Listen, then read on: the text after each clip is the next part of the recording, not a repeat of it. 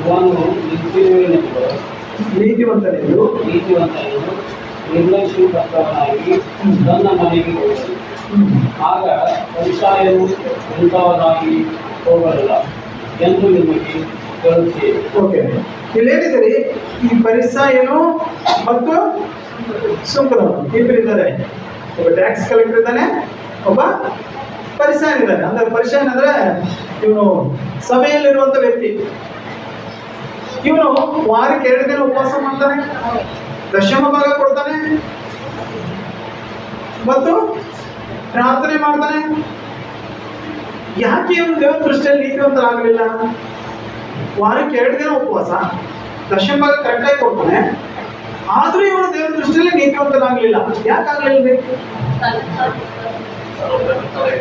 ತನ್ನನ್ನು ತಾನು ಹೆಚ್ಚಿಸಿಕೊಂಡ. ಪಕ್ಕದವನು ನೋಡಿ ಹೇಳ್ತಾ ಇದ್ದಾನೆ, ಅಯ್ಯೋ ಆ ಪಾಪಿ ನೋಡ್ದ ಪ್ರಾರ್ಥನೆ ಒಳಗಿದ್ದಾರಲ್ಲ ಸ್ವಾಮಿ, ಅವನಂಗೆ ನಾವಿಲ್ಲಪ್ಪ. ದೇವ್ರಿಗೆ ಏನಂತ ಪ್ರಾರ್ಥನೆ ಮಾಡ್ತಾ ಇದ್ದಾನೆ? ಆ ಸುಂಕ ಅವನು ಇನ್ನೊಬ್ಬರನ್ನು ಕಸ್ಕೊಳ್ತಾನೆ. ಅವನು ಪಾಪಿ.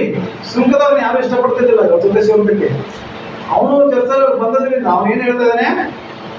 ಈಗ ಅವನು ಇಲ್ಲಿ ಬಂದು ಕೂತ ನೋಡಿ ಸ್ವಾಮಿ, ಅವನನ್ನ ಇಲ್ಲಿ ಸ್ವಾಮಿ ನಾನು ಚಲೋ ಇಟ್ಟದೆಯಪ್ಪ, ನೀನು ನಾವು ಉಪವಾಸ ಮಾಡ್ತಾನೋ, ಪ್ರಾರ್ಥನೆ ಮಾಡ್ತಾನೋ, ದರ್ಶನ ಭಾಗ ಕೊಡ್ತಾನೋ, ಸ್ವಾಮಿ ನನ್ನನ್ನ ಚಲೋ ಇಟ್ಟದಿಯಪ್ಪ ಸ್ವಾಮಿ, ಅವ್ರಿಗಿಂತ ನಾನು ಚಲೋ ಇಟ್ಟದಿ. ಏನ್ ಹೇಳ್ತಾ ಇದ್ದಾನೆ? ಅವನಿಗಿಂತ ನಾನು ಶ್ರೇಷ್ಠ. ಈ ಒಂದೇ ಒಂದು ಕಾರಣಕ್ಕಾಗಿ ದೇವ್ರ ದೃಷ್ಟಿಯಲ್ಲಿ ಏನಾದವನು? ಪಾಪಿ. ಅಂದ್ರೆ ದೇವರ ಸಾನ್ನಿಧ್ಯಕ್ಕೆ ಬಂದರೂ ದೇವರಿಂದ ಆಶೀರ್ವಾದ ಹೊಂದೋದಕ್ಕೆ ಅನರ್ಹ ಆಗ್ತಾ ಇದ್ದಾನೆ. ಅಂದ್ರೆ ಇದರಿಂದ ನಾವು ಕಲಿಬೇಕಾದದ್ದು ಏನಂದ್ರೆ, ನಮ್ಮನ್ನ ನಾವು ಎಲ್ಲಿಯೂ ಕೂಡ ಏನ್ ಮಾಡಬಾರ್ದ್ರೆ ಹೆಚ್ಚಿಸಿಕೊಳ್ಳಲಿಕ್ಕೆ ಹೋಗಬಾರ್ದು. ಹಲ್ಲೆಲೂಯಾ. ಅದಕ್ಕಾಗಿ ನಾವು ಇದರಿಂದ ಕಲಿಬೇಕಾಗಿದೆ. ಇನ್ನೊಬ್ಬ ವ್ಯಕ್ತಿ ದೇವರ ಸಾನ್ನಿಧ್ಯವನ್ನು ಕಳ್ಕೊಳ್ತಾನೆ, ಸಂಪೂರ್ಣವಾಗಿ ಕಳ್ಕೊಳ್ಳುವಂತ ವ್ಯಕ್ತಿ ಇದ್ದಾನೆ. ಮತ್ತಾಯ ಬರೆದ ಸುವಾರ್ತೆ 27ನೇ ಅಧ್ಯಾಯದ 5ನೇ ವಾಕ್ಯ. ಮತ್ತಾಯ